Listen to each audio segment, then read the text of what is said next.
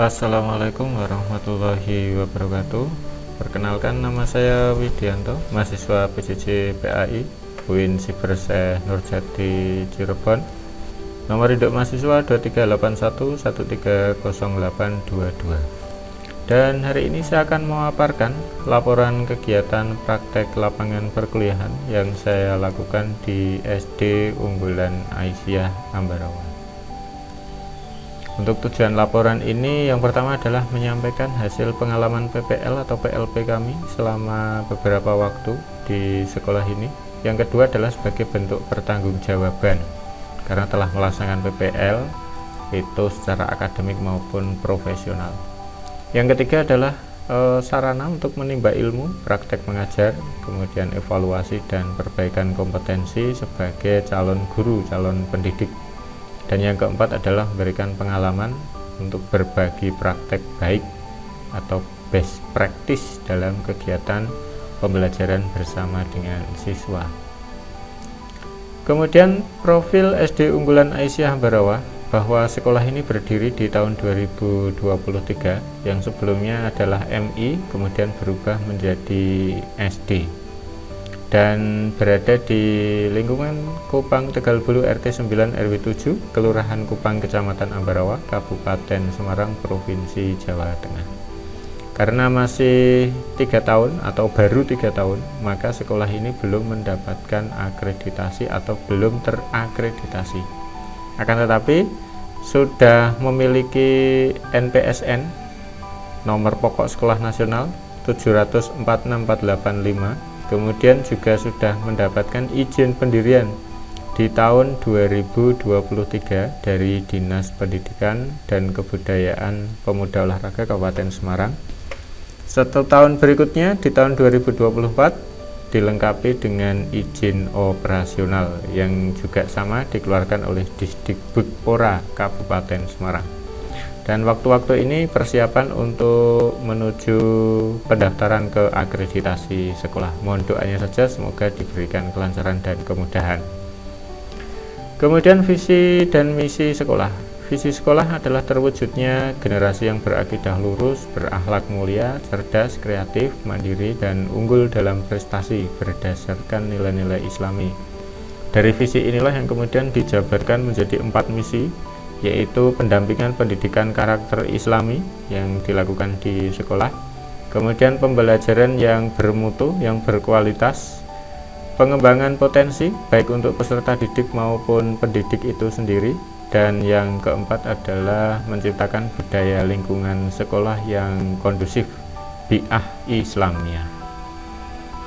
Kondisi peserta didik, jadi peserta didik yang tercatat di tahun ajaran 2025-2026 ini totalnya ada 25 siswa, dengan kelas 1 ada 9 siswa, kelas 2 dan kelas 3 ada 8 dan 8 siswa.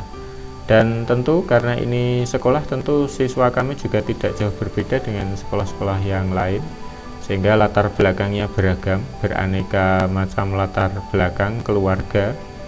Tentu juga kemampuannya berbeda, baik itu sisi kognitif, afektif maupun psikomotor. Demikian juga akan bawa budaya dari masing-masing lingkungan yang sangat beragam, sangat berbeda, sehingga budayanya plural sekali.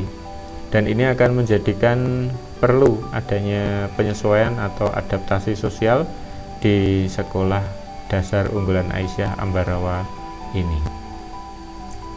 Lingkungan pembelajaran untuk sekolah ini kelasnya sudah standar, ada di ukuran 7x8 tiap kelasnya. Kemudian yang menarik adalah di setiap kelas, meskipun baru 3 kelas atau 3 ruangan yang dioptimalkan untuk KBM, itu sudah terpasang smart TV. Ada TV yang terkoneksi dengan WiFi sekolah, sehingga TV tersebut bisa digunakan sebagai media pembelajaran atau alat pembelajaran bagi guru, meskipun terkadang juga harus ditambah dengan laptop, akan tapi tanpa itu pun sudah bisa digunakan, barangkali sekedar untuk melihat video YouTube dan seterusnya. Kemudian untuk kegiatan belajar mengajar, alhamdulillah cukup kondusif, dan di sekolah ini ada pagar keliling, di mana pagar ini jelas membatasi kegiatan siswa dengan masyarakat yang ada di luar, sehingga kondisi dan situasinya sangat tepat untuk kegiatan belajar mengajar. Akan tetapi di bagian yang keempat kita ada kesulitan akses kendaraan roda 4, karena untuk masuk ke sekolah ini itu hanya bisa menggunakan sepeda motor saja. Dan insya Allah sekolah ini akan melakukan relokasi ke tempat yang lebih bagus, yang lebih memadai, dan aksesnya bisa dijangkau. Mohon doanya saja, semoga diberikan kelancaran. Kemudian selain melakukan observasi sekolah, kemudian observasi kurikulum, maka kegiatan yang kami lakukan sebagai mahasiswa yang melakukan PLP atau PPL adalah kegiatan pembelajaran. Untuk perencanaan pembelajaran baik dari modul ajar, kemudian kurikulum, ini kami mengikuti yang ada di kurikulum sekolah. Karena ini sekolah dasar, maka kurikulumnya dari Dinas Pendidikan, sehingga kurikulum PAI pun juga menyesuaikan dengan Dinas Pendidikan. Dan tentu saja diperkaya dengan kekhasan yang ada di sekolah, yaitu sekolah Muhammadiyah, maka ada nilai-nilai kemuhammadiyahan yang ada di dalamnya. Dan alhamdulillah saya dibantu oleh guru Pamong, Bu Leni, yang beliau sudah menjadi sarjana pendidikan guru. Kebetulan beliau guru Pamong juga mengajar di kelas 3 sebagai wali kelas 3. Dan untuk kegiatan pembelajaran yang saya lakukan itu pun juga untuk anak-anak kelas 3 micro teachingnya. Untuk tujuan pembelajaran saya menggunakan berdasarkan dari modul ajar maupun kurikulum PAI sesuai dengan arahan dari guru Pamong. Yang tadi saya sebutkan bahwa guru Pamong saya itu sudah menjadi guru yang bersertifikasi, sudah ikut kegiatan PPG. Kemudian untuk tujuan dan strategi, karena kurikulumnya kurikulum merdeka, maka basisnya adalah berbasis siswa, student center learning. Kemudian ada diskusi dan kolaboratif, ada kegiatan kerjasama, ada kegiatan kerja kelompok, kemudian menggunakan media digital yang ada. Dan tadi sudah saya sampaikan di depan, ada Smart TV yang terpasang di setiap kelas. Asesmen yang saya lakukan juga sesuai dengan kurikulum yang ada, baik sesuai kurikulum sekolah maupun dari kedinasan. Untuk alur pelaksanaan pembelajaran, untuk secara umum, ketika kemarin micro teaching 1 maupun 2, saya mengawali dengan doa, kemudian presensi kepada siswa, kehadiran. Apersepsi di sini saya awali juga dengan mengingatkan atau menguatkan pembelajaran sebelumnya, dan juga ada pertanyaan pemantik, kemudian dilanjutkan dengan materi pelajaran. Khususnya kemarin kami sampaikan tentang sholat sunnah rawatib.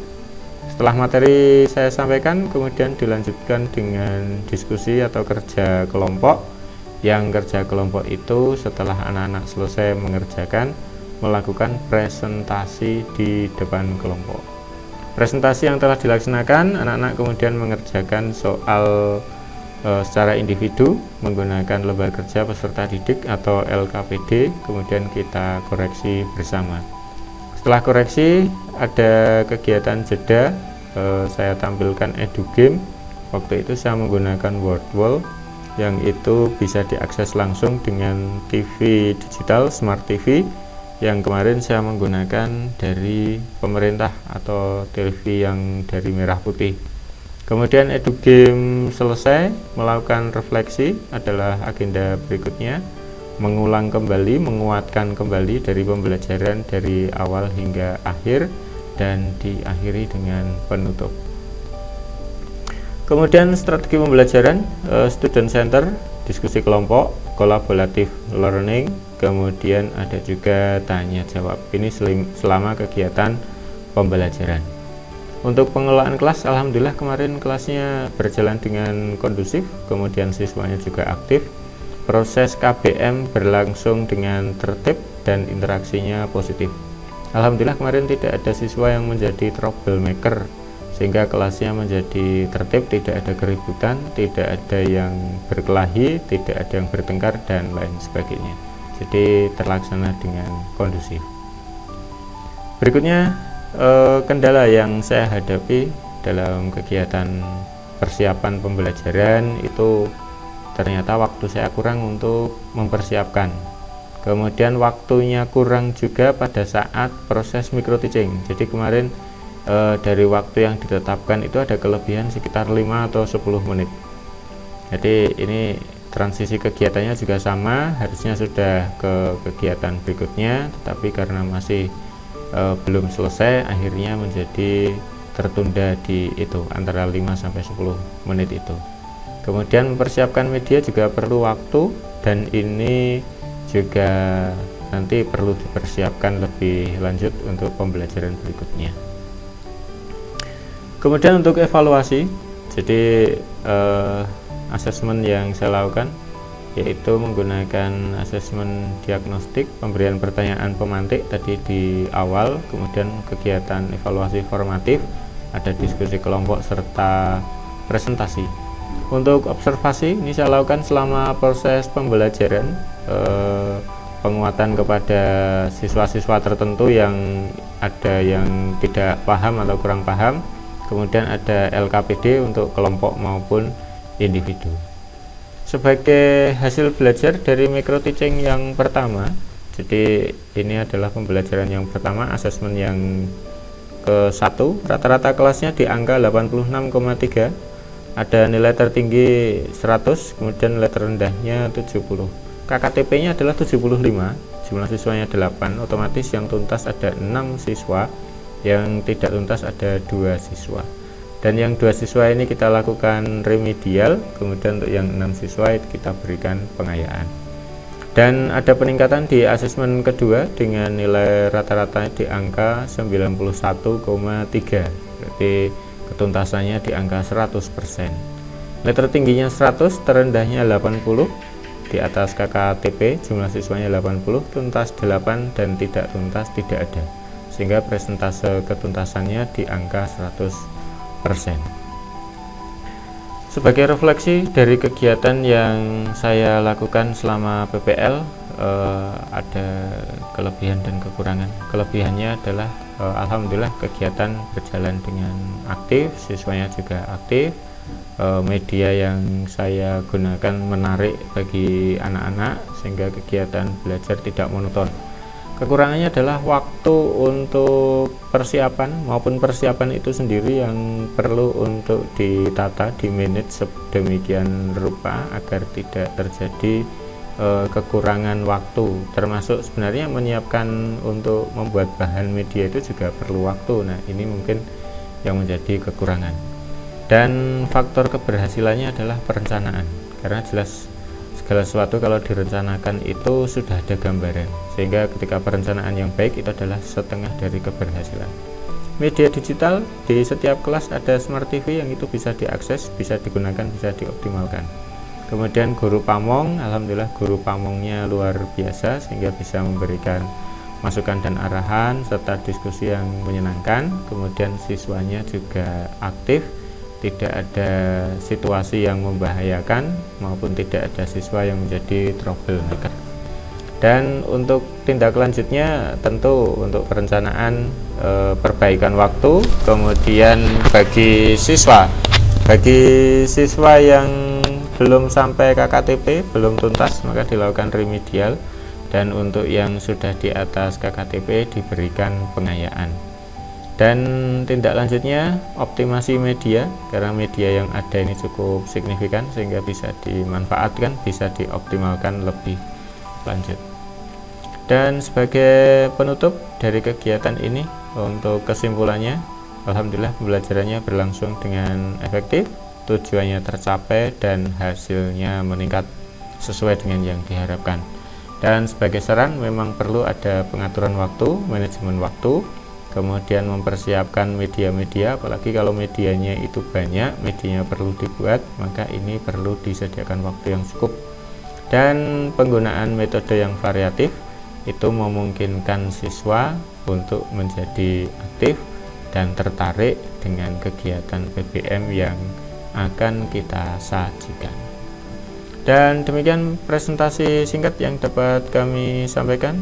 Terima kasih Pak Dr. Mukodas, SPD MPD, atas bimbingan arahannya kepada kami di mata kuliah PLP, kepada Pak Galang atas izin dan waktu yang diberikan selaku Kepala SD Unggulan Aisyah, dan kepada Bu Leni atas diskusi dan masukannya yang luar biasa. Tidak kalah pentingnya juga terima kasih kepada anak-anak kelas 3 SD Unggulan Aisyah yang luar biasa sudah membantu kegiatan selama PLP di SD Unggulan Aisyah ini. Kurang dan lebihnya mohon maaf. Saya akhiri wabillahi taufiq wal hidayah. Wassalamualaikum warahmatullahi wabarakatuh.